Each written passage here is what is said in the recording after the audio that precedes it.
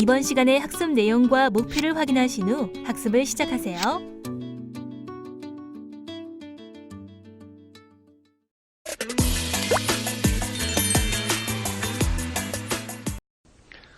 태양광 인버터를 먼저 구분해 보겠습니다. 태양광 인버터는 계통 연계형과 독립형 두 가지로 나눌 수 있고, 이것이 나뉘는 것은 계통 연계를 하느냐 아니면 배터리에 저장하느냐에 따라서 구분됩니다.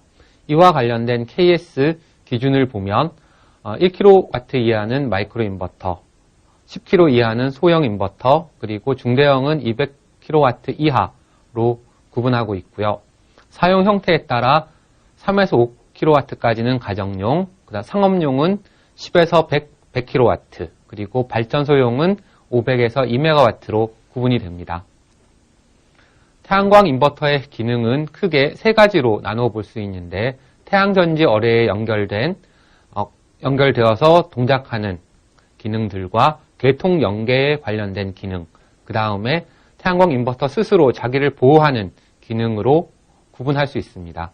태양전지 관련된 기능은 대표적인 것이 MPPT, Maximum Power Point Tracking이라고 불리는 최대 전력점 추정 기능이 있고, 계통 연계 기능은 과저 전압, 과저 주파수 보호 기능, 그 다음에 단독 운전 검출 기능, 그 다음에 출력 전류의 THD 제한 기능, 출력 전류의 직류 전류 성분 방지 기능이 있고요. 그리고 자기 보호 기능은 입력 역극성, 그 다음에 DC링크 과전압, 출력 과전류, 그리고 내부 온도 보호 기능이 있고, 추가적으로 요즘은 DC 쪽에 DC 지락을 방지하는 기능들도 요구되고 있습니다. 아래 그림에서 보는 것과 같이 태양광 인버터는 태양전지 판과 태양전지 판에서 발생되는 직류 전력을 태양광 인버터에서 교류 전력으로 변환하여 전력 계통으로 연계하는 그런 전력 변환 장치입니다. 태양광 인버터에서 기본적인 용어들을 설명하면, 태양전지는 태양광 에너지, 그 중에서 이제 일사량이 입사되어서 직류 전류를 생성하는 것을 태양전지라고 하고, 그리고 태양전지에서 발생된 직류 전력을 한 곳으로 모아주는 접속함이 있고, 태양전지에서 생성된 직류 전류를 교류 전류로 바꾸어주는 인버터가 있습니다. 그리고 이제 독립형 시스템을 생각해 보면, 태양전지에서 발생된 직류 전력을 저장하는 축전지, 배터리가 있고, 그 다음에 시스템의 상태, 인버터의 상태를 파악하여 고장, 이상을 진단하는 모니터링 시스템으로 구성되어 있습니다. 태양광 인버터는 아까 얘기한 계통 연계형과 독립형으로 구분되는데, 여기에서 큰 차이는 발생된 전력을 배터리에 저장하느냐 아니면 전력 계통으로 바로 보내느냐의 차이로 생각할 수 있습니다. 계통 연계형은 한국과 같이 전력 계통이 잘 갖추어진 나라에서 태양전지 모듈에서 발생된 직류 전력을 전력 계통으로 교류로 변환하여 보내는 방식이고, 독립형 같은 경우는 전력 계통이 잘 갖추어지지 않은 오지나 섬, 그런 경우 태양전지 모듈에서 발생된 전력을 배터리에 저장해서 사용하는 방식입니다. 일반적으로 독립형 시스템은 디젤 발전기와 연동해서 연계하여 운전하는 경우가 대부분입니다. 태양광 인버터를 설치 형태에 따라 구분해 보면, 3kW급 같은 경우는 태양광 주택이 있고, 한국에서 이제 서울을 중심으로 해서 다세대 주택 베란다에 설치되는 이제 마이크로 태양광 발전, 그 다음에 수십에서 수백 킬로와트의 이제 중형 태양광 발전이 있고, 그 다음에 250에서 수 메가와트급 형태의 대형 태양광 발전이 있습니다.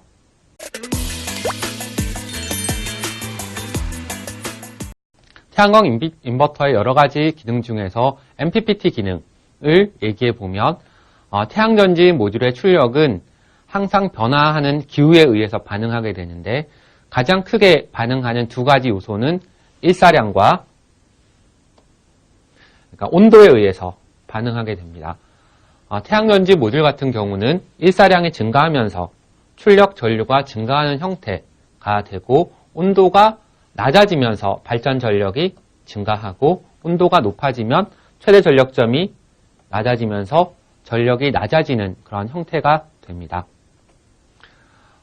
태양전지 모듈의 정기적인 특성을 살펴보면 이거는 이제 350W짜리 태양전지 모듈의 데이터 시트 전기적 사양인데 최대 전력점에서의 전압과 전류, 그 다음에 개방 전압, 전압이 제일 높을 때의 전압, 그 다음에 단락 전류, 전류가 제일 높을 때의 전류, 그 다음에 정기적 특성 중에 또 하나 더 봐야 될 것이 그러니까 맥시멈 시스템 볼티지라는 게 있습니다. 이 맥시멈 시스템 볼티지가 의미하는 것은 태양전지 모듈이 생산될 때 이 태양전지 모듈이 몇 볼트까지 견딜 수 있게 설계되었느냐를 얘기하는 것이고 맥시멈 시스템 볼티지가 1000볼트이기 때문에 개방전압 48.8V 기준에서는 24장 이상 그러니까 직렬로 연결하게 되면 맥시멈 시스템 볼티지를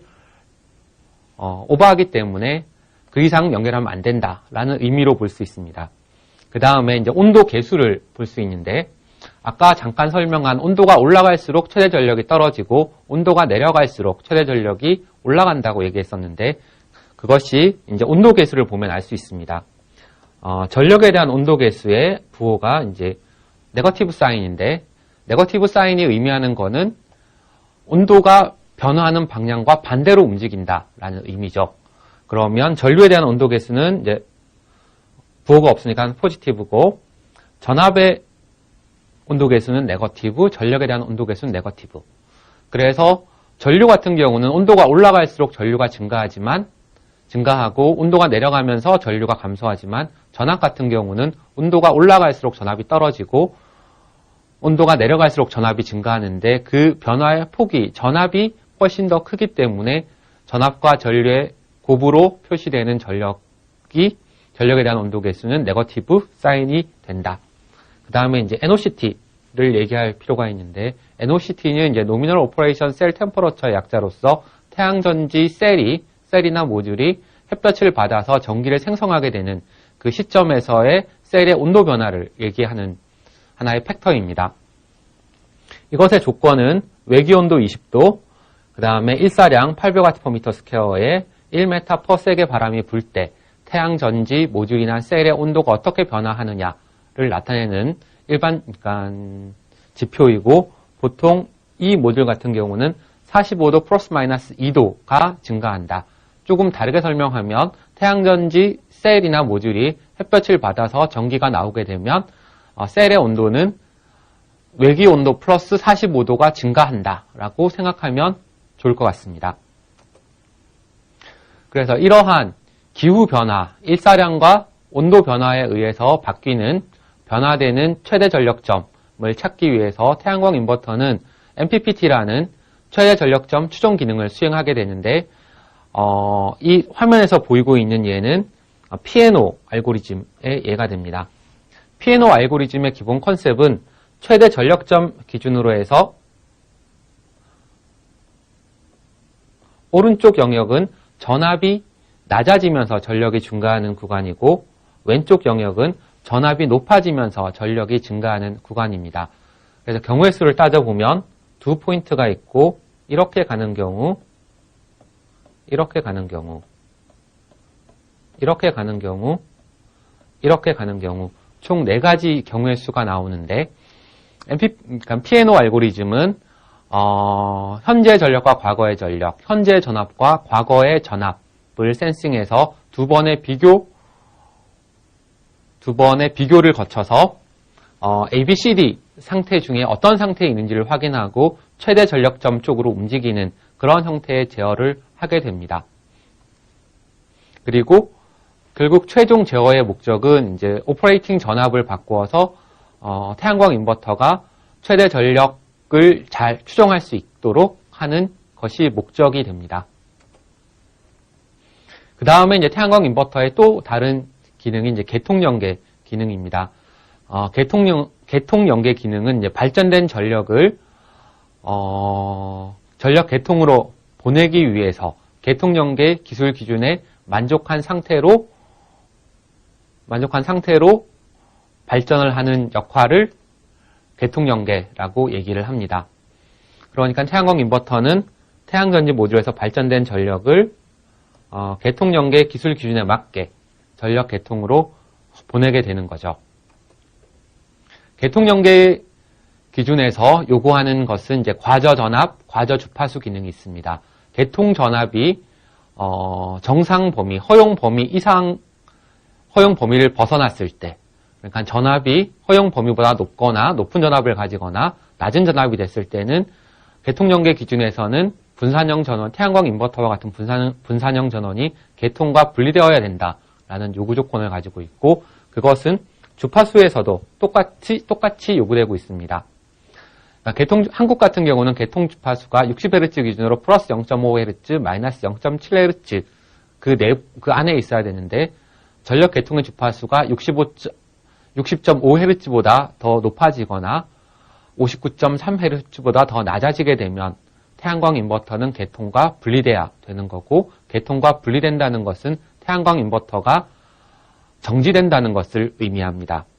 그리고 또 하나는 이제 태양광 인버터와 같은 분산형 전원이 정전이 됐을 때 그것을 감지하지 못하고 계속 발전을 지속하는 현상을 단독 운전 또는 알랜딩이라고 얘기하는데, 이러한 것을 검출해서 정지해야 된다라는 기능이 요구되고 있습니다. 그 다음에 또 다른 기능으로는 전력이라는 것은, 전기라는 것은 나 혼자만 쓰는 것이 아니라 모든 사람이 같이 사용하는 것인데, 그러니까 일반적으로 공기 같으면 정부에서 매연가스 배출 기준 같은 것을 만들어서 자동차나 공장에서 어떤 특정 이상의 매연가스가 나와서 사람들이나 건물에 피해를 주는 것을 방지하고 있죠. 그런 거와 비슷하게 전기 쪽 전력 계통에서는 출력 전류의 고조파 전류를 제한하는 그런 요구 사항들이 있습니다.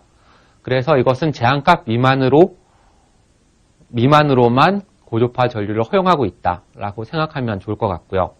그리고 교류 계통에서는 기본적으로 변압기를 사용하고 있는데, 출력 전류에 증류분 성분이 들어가 있으면 변압기가 포화돼서 교류 전력 시스템의 안정도에 굉장히 안 좋은 영향을 미치게 됩니다.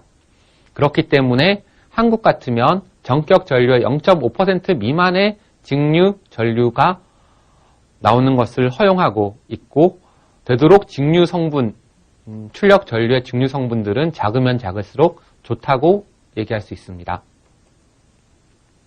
그리고 요즘 들어서 일반적으로 이제 태양광 인버터들은 이제 유니트 파워 팩터, 그러니까 이제 무효 전력이 0인 제어를 하고 있는데, 전력 계통에서는 유효 전력뿐만 아니고 이제 무효 전력을 필요로 하고 있기 때문에 계통에서 필요한 무효 전력을 태양광 인버터가 공급하는 기능을 이제 무효 전력 제어라고 하고 있고, 이 무효 전력은 전력 계통, 전력 시스템의 안정도 향상에 기여하기 때문에 전력 회사에서 한국 같으면 한전이 이런 것들을 요구하고 있고, 태양광 인버터들은 이러한 기준들을 지킬 수 있도록 무효 전력 제어를 하고 있습니다. 분산형 전원의 계통 연계 용량이, 전력 계통은 크게 저압과 고압 계통으로 나누어지는데, 한국에서는 저압은 220V, 단상 220V, 380V를 저압이라고 그러고 22,900V를 특고압이라고 얘기를 합니다. 2016년도에 기술 기준이 바뀌어서 500kV 미만인 경우는 저압에 연계하게 되고, 500kV 이상 10메가 이하인 경우에는 특고압설로 22,900V에 연계하도록 하고 있습니다. 그리고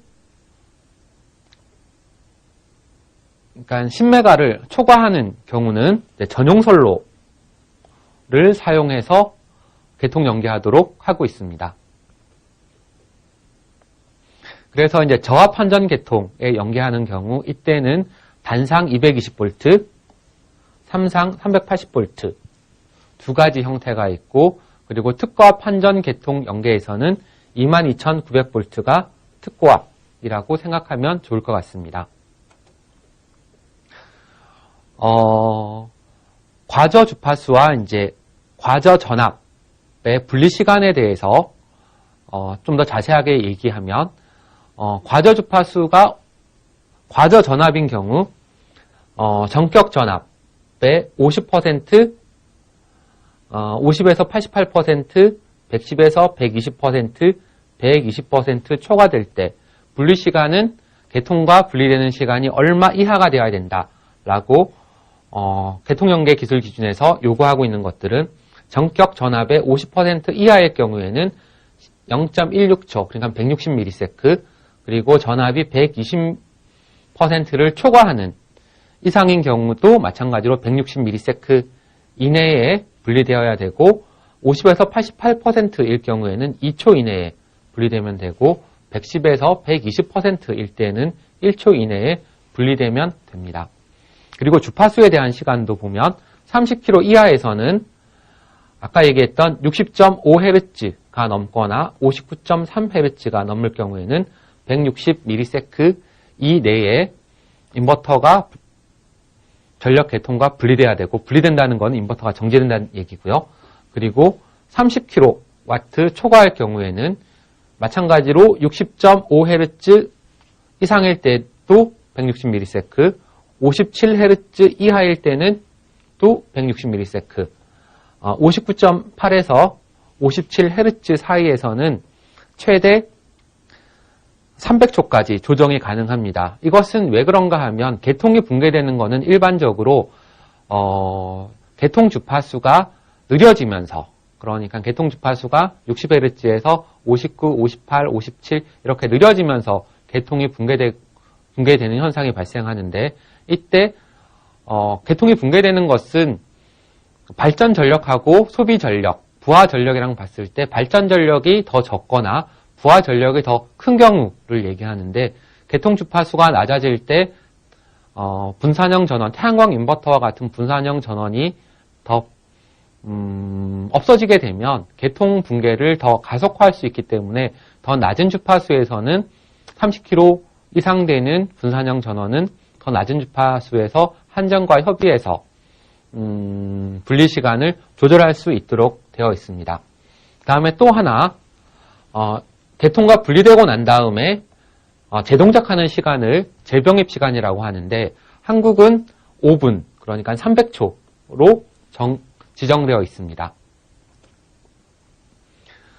한국의 이제 단독운전 검출 분리 시간은 0.5초입니다. 한전이 정전이 됐을 때 보통 일반적으로 전압이 없어져서 저전압 조건에 의해서 인버터가 정지하게 되는데, 그렇지 않고 태양광 인버터에서 발전한 전력과 부하 전력이 일치하게 되면 인버터는 부하가 일치하게 되면 태양광 인버터에서 발전된 전류가 부하로 가게 되고, 이 부하에 전압이 걸리게 되고, 이 부하에 걸리는 전압이 태양광 인버터는 계통 전압으로 인식돼서 동작이 계속 연속되는 그런 현상이 나올 수가 있고, 이것을 단독운전 상태라고 얘기하는데, 이 상태를 태양광 인버터가 검출하여서 0.5초 이내에 정지해야 된다는 것이 계통연계 기준에서 요구하고 있는 사항입니다.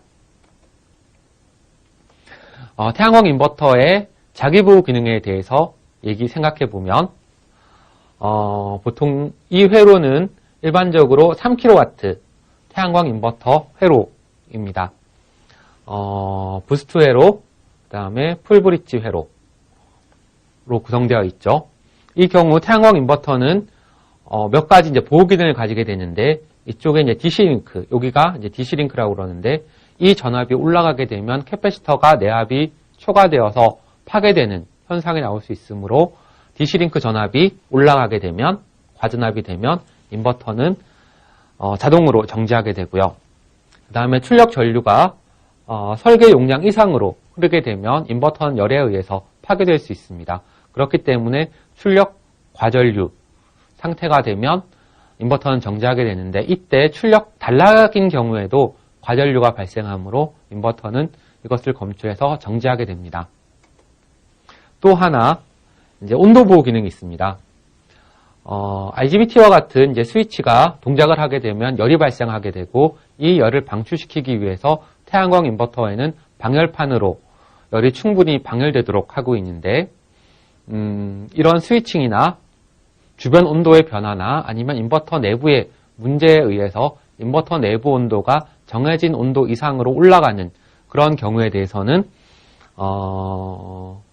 온도에 대한 템퍼러처 프로텍션에 걸려 있어서 인버터는 정지하게 됩니다. 또는 정지하지 않거나 그러니까 디레이팅 동작을 하게 되는데, 디레이팅 동작은 뭔가 하면 지금 3kW 인버터가 3kW로 충분히 발전할 수 있음에도 내부 온도에 의해서 그 발전 전력을 낮추는 현상을 디레이팅이라고 얘기를 합니다. 예를 들어서 전류에 의한 온도 발생은 주울열은 I제곱 R에 의해서 발생하게 되는데, 전류를 한 70% 낮추게 되면 발생되는 열이 반으로 줄어들게 되죠. 그리고 출력 전류를 반으로 낮추게 되면 발생되는 온도가 4분의 1로 줄어들기 때문에 디레이팅을 해서 인버터는 계속 동작하면서 정지했다가 다시 동작하려면 시간이 걸리니까 디레이팅을 해서 동작하는 그러한 제품들도 요즘 출시되고 있습니다.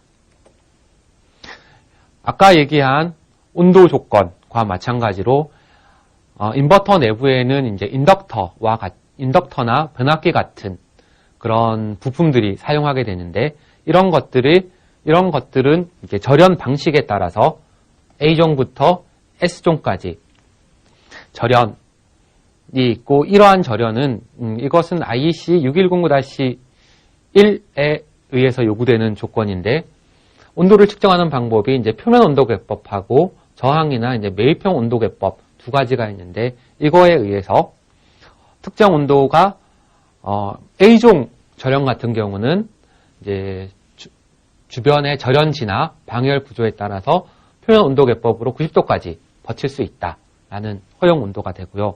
일반적으로 H종이나 F종을 많이 사용하고 있고요. F종 같은 경우는 표면 온도계법으로 이제 130도까지 허용 온도가 되고, H종 같은 경우에는 150도까지 허용 온도가 됩니다. 그런데 이제 이 부품을 시험해서 만약에 130도 인버터에 부착해서 온도 시험을 하는데 130도가 넘는다. 그러면 부품 선택이 잘못되어서 넘게 되면 F종을 이제 H종으로 절연을 바꾸어서 부품을 바꿔야 되는 그런 일이 생기게 됩니다. 지금까지 학습한 내용을 정리해 보겠습니다.